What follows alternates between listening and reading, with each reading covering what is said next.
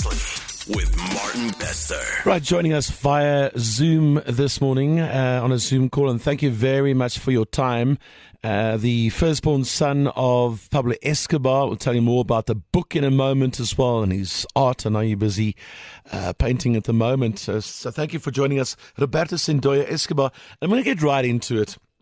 I want you to share with us how you found out, in that moment you found out that Pablo Escobar is your father. When I was 24, there was no internet. So we didn't know what was going on in the world. My adopted father, the MI6 agent, he rings me up and he says, look, son, we're going to have a chat. So 24, right? I'm thinking, I knew I was adopted.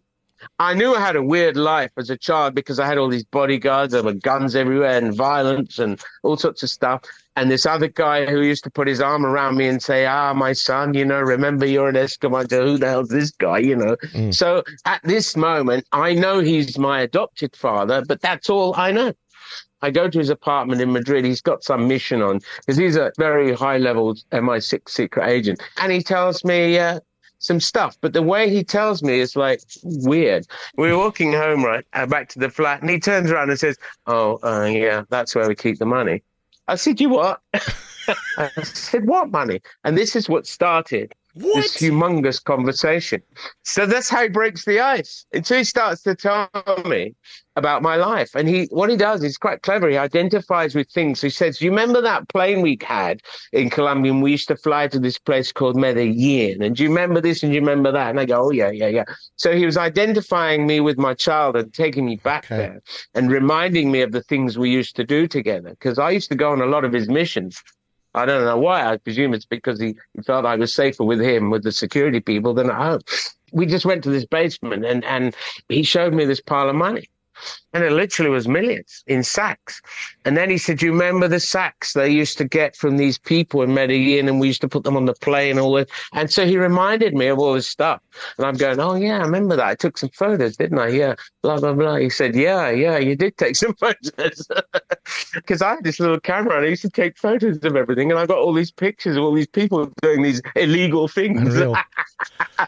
Unreal. Real stuff in the 70s, like drug dealers and stuff. And then he says, well, the guy in Medellin, the guy that said he was your father. I went, oh, okay. Because now I'm an adult. I know what adoption means. So I thought, okay, so he's my father. He's still so what? He said, well, the thing is, he's got to go to a prison. But it's not an ordinary prison. It's his prison, which he's built for himself. He's done a deal with the government. And he's built himself a prison and he's going to go and live there and he's not got a lot of control. You have a half brother and you have a half sister and their mother, who he's married to, have had to run off to Germany, but Germany won't have them. So now they've got to go back to the Intercontinental Hotel, which is where you used to live when we took you from the orphanage. You remember? It used to be owned by the Colombian government, that hotel. It's now the Intercontinental, which you can go and stay in Bogota.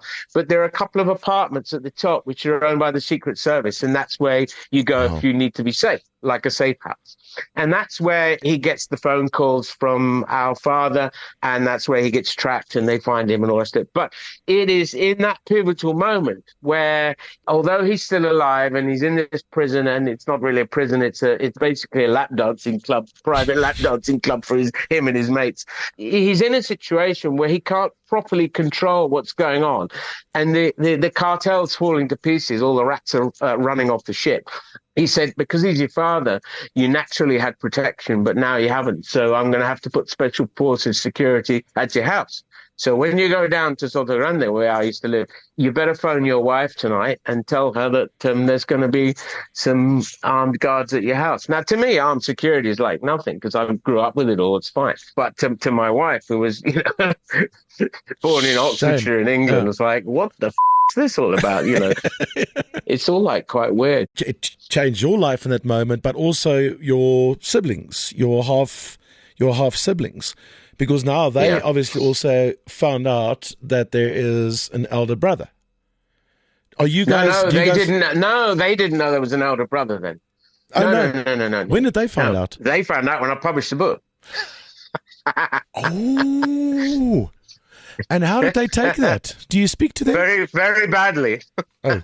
You've got to imagine that this kid grows up being the son of this drug lord, and he gets a lot of attention, and he feels that there's a situation where he's the one, and it kind of like, although at that time it was dangerous, it settled down, and he's sort of got this sort of slight celebrity lifestyle, and he's an architect. He lives in Argentina. But then I come along, and this turns out that there's his eldest son. And there is another half sibling as well that I'm talking to. So there's at least three of us. But you've got to remember, our father, right, had women all over the place. So he says that there was no way he would have any other children, or I said that's bullshit. He would have had loads of illegitimate children all over the place. It's normal behavior for someone like him, out of control with all the power in the world, of course. Unfortunately, he had a penchant for young girls, which I don't know what that makes you. I would have thought is sort of, I don't know was he a paedophile? I don't know. He liked young girls. His wife was, I think, 12 or 13 when they got together. Even in her book, she writes about how he raped her when she was 12 or something. My mother was 13, Maria. So, that's not good, is it? I mean, it's not right. I mean, it's just wrong. But anyway, so he would have had lots of children, and I'm personally in touch with three other children. But one of them talks to me more than the others. Okay. So Juan Pablo slags me off all around the world, says I'm a liar or stuff. I honestly don't care. I couldn't give a I've written my book. I'm getting on with my life. I know who I am.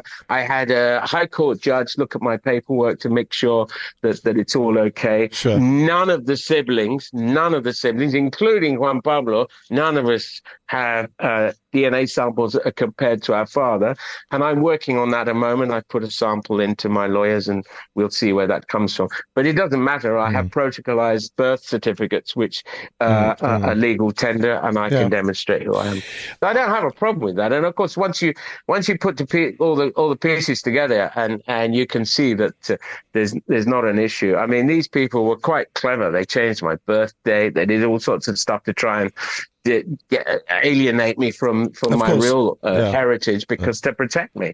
That has become an issue for some idiots on the internet. But look, if you're a celebrity, you stick your head above the water, above the parapet, someone's going to have a shot at you. It's just normal. I mean, one thing you don't do once you publish a book, especially an international bestseller like mine, you don't read your reviews.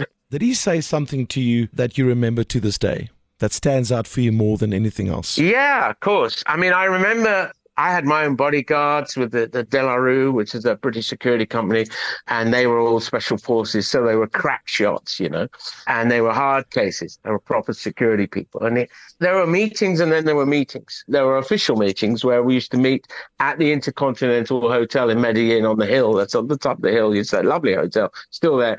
And every year they used to have the swearing of the allegiances of the Dons. So, all these people would queue up, and it was basically a big mafia meeting, and all the families would go. It's a big family thing. And I used to go with my bodyguards from our table and go and sit at this other table. My father didn't smoke, my adopted father, but my adopted mother smoked, and all her friends smoked. This is the 70s, right? Everybody smoked. And so I knew what cigarettes smelled like. But these guys smoked cigarettes that smelled different. Now, of course, I know what it was. Yeah. I remember that. And I remember what I now know to be aftershave was very strong. Smells you remember much more than other things. So I remember that smell. And I also remember him sitting next to me. I remember feeling very awkward. And it was a difficult time because, especially when I was much younger, I didn't understand what was going on because I thought my English parents were my parents. And I had to go and sit with this guy, and he'd put his hand around me and say, always remember you're an Escobar.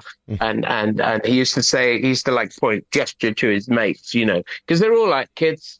Well, sure. I know now to be, they were grown-ups to me, but actually some of them were only, 18, 19 or 20. So I look back now and think, oh yeah. And so they were quite showy offy, and he'd say, mi hijo, my son. But I didn't know what that meant. I'm just a kid. There were other times that we used to have to go to this finca, which is a farm out in the middle of nowhere. We'd land there with helicopters, and guys would come on with boxes and stick them in the helicopters, and then we'd fly off again. I now know that to be cash, which is part of a laundering operation from MI6. But at the same time, we used to have to go and meet this guy, get off the helicopter and go and sit in this house. And I've got these photographs of me sat on the knee of this guy. And I used to keep saying to Dad, who the hell is this guy? Is this my dad? He said, no. He is one of your dad's cousins. Because a lot of people think of the cartel like a company where he was in charge and everybody did as they were told. That's not how a cartel works. A drugs cartel doesn't work like that. A drugs cartel is a loose, in inverted commas, affiliation of business people, some men, some women, but mainly men, but there were some women in the cartel. They have their own independent businesses. They don't say, oh, yes, sir, no, sir, you're the boss. It doesn't work like that. They're all bosses. They all work together. At the time, they were experiences that I had as a child, which I didn't really understand. But I remember the smell of cologne. I remember the awkwardness of this person who said he was my father, and I didn't know who he was, that sort of stuff. You get these kind of weird emotions. Being an Escobar, though, isn't it dangerous? Aren't there people out to get you, and now with the book as well? I mean, don't you sometimes feel a little scared? If you eat bananas every day from when you were a child, 3 times a day, by the time you get to 20, bananas don't mean anything to you. Because you grew up with guns around you, grew up with your adopted father, MI6. It's nothing, it's not like... So if MI6 officers came to your house, to you, you'd be like... I would. To me, it's like, well, I just invite them in, have a cup of tea, and let's have a chat. I get it. That's the way it is for me, and I just don't have a problem with it. I get death threats, but man, they're by email and they're pathetic. Really? Well, what are you going to do? Bring it on. When I'm on tour and I have security, of course I have security. I usually say to the audience, see these bodyguards, they're here to protect you from me because I can be quite crazy in a fight, It's not bravery. What happens is you become conditioned to the condition. Sometimes I'm in the city and I haven't got security and someone comes up to me and says, oh, do you mind if I could? It does cross my mind. This person could want a selfie or this person might want to stab me. I mean, I don't know. So I have to just think, I don't think about it. I just do the selfie. So this book talks about my life as a child. This book talks about the secret operation with MI6 and the CIA and all the rest of it. And it tells everybody that Narcos didn't quite get it right. And it wasn't the Americans that this and that, la, la, la, la, la. And also, the book reveals other things. So, for example, my adopted father's handler is a guy called Sir Arthur Norman, who's chairman of De La Rue, the British Secret Service and printing and all the rest of it company. And they're still there today. They still exist. He was chairman of that company at the time. And Arthur Norman fought in the Far East when he was a younger man in the Special Forces. And one of his pals that he fought with, and they became friends, was a man called Ian Fleming. Does that ring a bell to you? There you go. Absolutely. Right. Okay, so they were buddies. And when you see in Dr. No, Bond comes in and he comes in and there's a woman typing. And he throws his hat on the hat stand. Yeah. And she says, M will see you now. And he goes through the padded door into a room where he receives his mission. Yeah. And it's an oak paneled room. Well, that room and that situation, when Ian Fleming wrote that, is based on very much like the office that I used to go to, where my adopted father would go through this padded door exactly the same, and Sir Arthur Norman, who in the film is M, he in real life was an MI6 handler, a boss. And he recruited police officers and people from the army and sent them all on these missions. And one of the missions was to send Patrick Whitcomb to Colombia. And the money penny, if you like, of the real life was a lady, Anne Bullen, who was PA. You look her up on Google. She was PA to Sir Arthur Norman of De La Rue. And I used to sit on her table playing with my Meccano set while she's trying to run the world. It is uncanny. When I read those chapters, that's exactly, I was like, this is a Bond movie. When your adoptive dad, when Patrick goes in and the room changed, I think the curtains were drawn or something, it goes all dark, the video comes in, and then he gets his mission, and he gets told a little bit about it, and he was sent on the mission with a assistant. Didn't the mission also have some kind of code name that meant peach? Or what was it? Yeah. Operation Durazno. Durazno, which is Spanish for peach. Spanish for peach, because it's sweet and soft on the outside and a tough nut to crack in the middle. But this operation lasted a long time, and the operation was an operation to infiltrate, which is what they do today. That's what Ukraine's all about. It's to infiltrate a country, take over the monetary and political system of the country, control it, and then, of course, find out where all these dollars are disappearing to, because the American economy is missing dollars. And so this took a long, long time. And they set up this armored car business. And my adopted father's MO was always to set up an armored car business in whatever country he was operating in. And he'd be MD or whatever of the company, and the armored car service would be printing the banknotes, transporting the money. So they knew where the money was being hidden. It ended up all in Panama. And then the Americans invaded Panama. It's all part of history. And they got hold of Noriega. They got all their money back, and off they went. And that was the end. Yeah. And they killed off the boss guy, tracked him down and had him killed off because he had too much control over the countries. They did the same with Saddam Hussein as a good example. Yeah. They supported him, financed him, because they wanted to beat up the Iranians. And then when he got too big for his boots, there you go. My gosh, it's all politics. It's just all politics. Yeah.